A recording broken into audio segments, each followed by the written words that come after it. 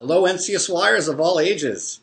I am so excited to be here. A shout out to all those NCSY regions that hold a special place, in Central East and Columbus and Oshrey and Baltimore and New Jersey and New York and Virginia. Doesn't exist anymore, but those are the regions I work for. And right now I'm the OU director of the OU Next Gen department, where we follow up with our birthright trips and NCSY alumni and JLIC on campus and young professionals and great stuff. So anyway, on my birthright trips, quite often I will ask the students who has a great relationship with their parents. And then I'll pick on one and say, if I offered your parents $10 million for you, they never see you again. You'd be happy and healthy, but they never see you again. Would they sell you for $10 million? Thank God, most of them usually say no pretty quickly. Sometimes they think about it, then I get worried about that one. But the love that a parent has for their child is worth more than any money. And then I ask them, are they going to love their kids the same? And they say yes. And I say, is there anybody out there in the world that annoys them a little bit? And they usually say, yeah, of course. So if your kid has the same character traits as that person that annoys you, are you still going to love them? And always right away, yes. How do you know? Because they're a part of me. One time when I was living in Columbus, Ohio, my kids were small. My son Svi when I came home from school, I found him in my study. And he was in my study, and when we moved to Columbus, and we moved all around the country, actually, working for NCSY, I always took with me 2 unopened packs of 1967 Topps baseball cards from the year I was born. Well, I go into my study, and there's my son Svi chewing a very old piece of bazooka gum from 1967. The fact that it was still chewable, that was pretty amazing and pretty sick. But he had this big smile on his face, and he had opened my packs of cards. So first thing I did was I looked at the cards. Nobody very good. Earl Weaver, Don Drysdale, disappointment. Then I picked him up, gave him a kiss, told him he shouldn't be playing with Abba's toys, put him down, closed the study, and went to work. When I got to work, I had a call from my wife. And she was basically crying and saying, why didn't you kill him? That is the most amazing thing, but I don't understand why you didn't kill him. And I was like, why didn't I kill him? I don't know. I thought about it. And it's because when I looked in his eyes and I saw that twinkle, I'm playing with my Abba's toys. I'm like my Abba. I was overwhelmed with love for my son. And I didn't think about killing him. I just thought about kissing him, and later I thought about killing him. So when we look at our kids and we look inside them, we see a part of ourselves. And that's what all parents want.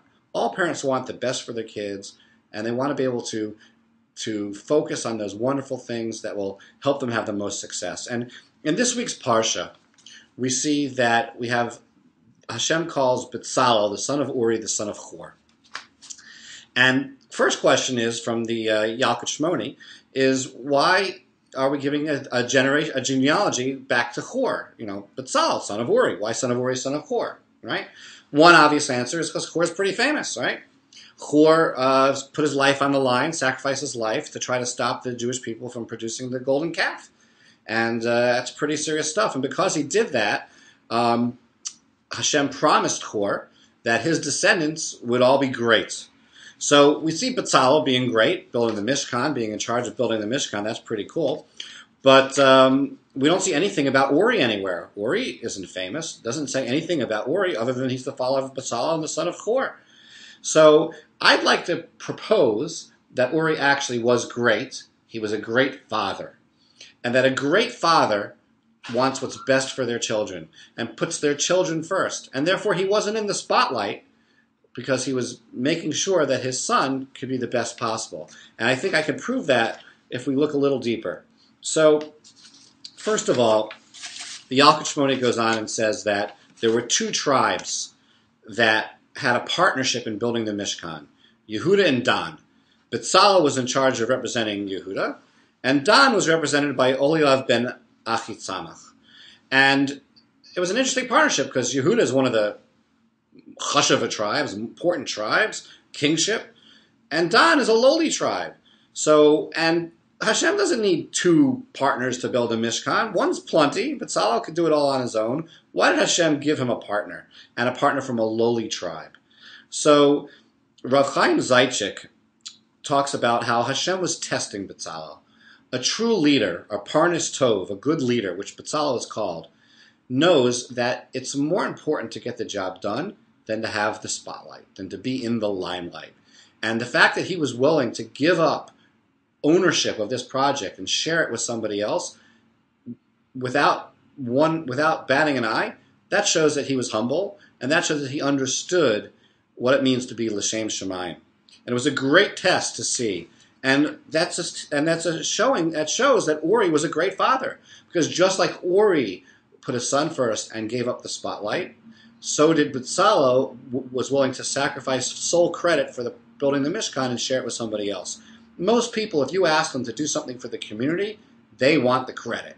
If they're not going to get the credit, they're not going to do it. But Bezalel had it right. You do things l'shem shamayim because it's the right thing to do, not because you need the credit. And you share credit with as many people as you can if it's going to be more effective. Now, Bezalel also had a Shem Tov. Again, we said he was called a good leader, a Parnas Tov. He had a Shem Tov. He had a good name. And that's another proof of Uri's effectiveness as a father. You know, there's an interesting medrash on the pasuk that Hashem called Bezalel the son of Uri, the son of Hur. And it says that the medrash references Kehelis, a pasuk in Kehelis, that says that a good name is better than good oil. You know, a good oil, back in the days of the Mishkan at least, had a good smell, and you could smell it a couple miles away. But a good name goes across continents. And the good name of Bezalel, the son of Uri, the son of Hur, spread not just across continents, but throughout all time. And obviously Uri did a great job in helping his son emulate him, follow him in his footsteps, and have a Shem Tov. And that's what our parents want for us, and that's what we here at the OU want for you, our NCSYers. We want you to have the best name possible, to do the best, be the best, and we love providing for you all the resources that we can to help in that, and you guys make us proud. The NCSYers are amazing. When I run into you all across the Jewish world and the non-Jewish world and the amazing things you're accomplished, I am so proud to be a part of your family, and I just look forward to seeing you continue and doing many, many great things to come in the future. I want to thank you all for listening. I want you not to forget to subscribe to this YouTube channel so you can get many more of these great Divrei Torah from NCSY alumni and from Next Gen, and have an awesome Shabbos.